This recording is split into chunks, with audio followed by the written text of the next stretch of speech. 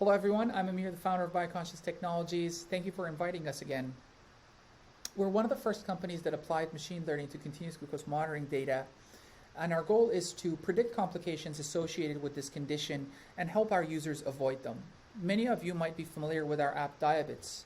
It's an app for CGM users that allow patients to use their continuous glucose monitoring data to see their future glucose values 60 minutes ahead of time, and it's able to predict nocturnal hypoglycemia episodes up to 9 hours ahead of time using the same techniques. It doesn't require any manual input, it supports major CGMs, and it is free. What I wanted to share with the audience today are some of the lessons that we've learned since our journey started in 2015, and some of the questions that have kept puzzling us over the years. Let's start with machine learning. Well, everybody's using it. It's a hot topic. Everybody's enthused about it, and nobody knows what it is. Well, from a user's perspective, what it means is if they're truly deploying machine learning, it has to get better. The software has to get better and better and better as you use it. That's what machine learning should mean. Another thing that I wanted to share is why machine learning and why now? Well, if you look at a 60-minute prediction horizon for blood glucose behavior, you will see non-linear patterns. And what that means is that the classical methods that we have cannot be used for prediction horizons longer than 30 minutes because they will miss the curve, if you will. But machine learning seems to be one of the best methods that we have today that allows us to predict non-linear behavior for variables such as blood glucose and to predict the curves better, if you will. So that's why machine learning and blood glucose are a really good fit. The other thing is using general models as compared to personalized models. Well, a general model just basically means that the company is using everybody's data to predict what's going to happen to you. In many cases, it may or may not reflect what is truly going to happen in your case, because what worked for 51% of the population might not actually work for you. Based on the experience that we've accumulated over the years, personalized models always outperform general models. And it's much easier to run a personalized model, computationally speaking, than a general model, if you will. And it's always good practice to start perhaps with a general model because that specific user doesn't have a whole lot of data on the platform. But as soon as they accumulate data, you have to shift to a personalized model. We find that it's better practice. It's also important, equally important, maybe not more, to constantly retrain the model as the user picks up new habits, as medications change, as seasons change, school seasons versus summer and vice versa.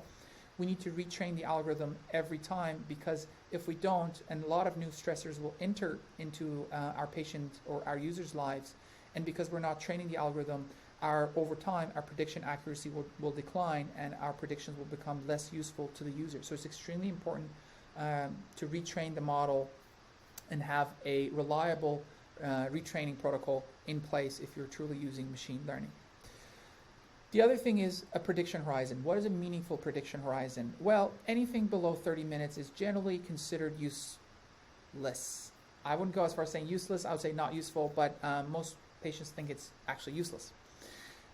So let's look at a hypothetical situation. Let's say our system predicted a nocturnal hypoglycemia episode at 5:45 a.m.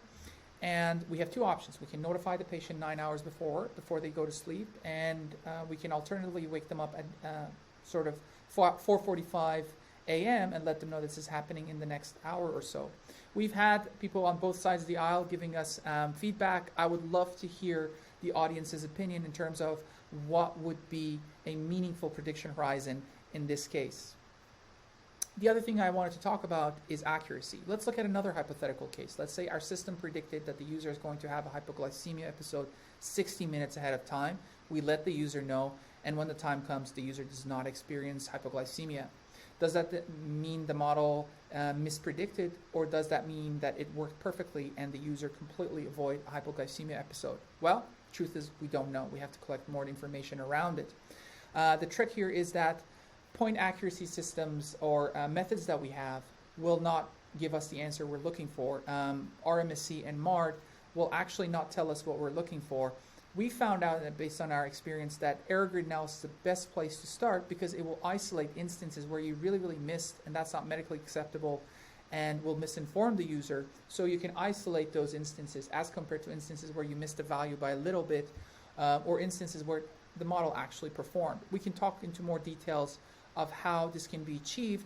If you're more interested, I would encourage you to read our latest publication, the JMRR publication on smartphone-assisted predictive technology that we have, in terms of what are the benefits, what are the downsides, and what are the accuracy methods that we are deploying right now.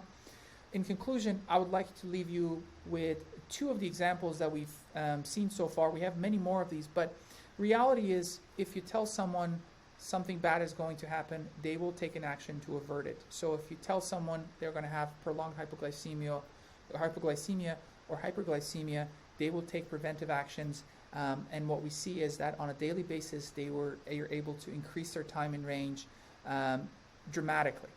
With that said, thank you again for inviting us. I'm going to open the floor to questions and comments now. Thank you.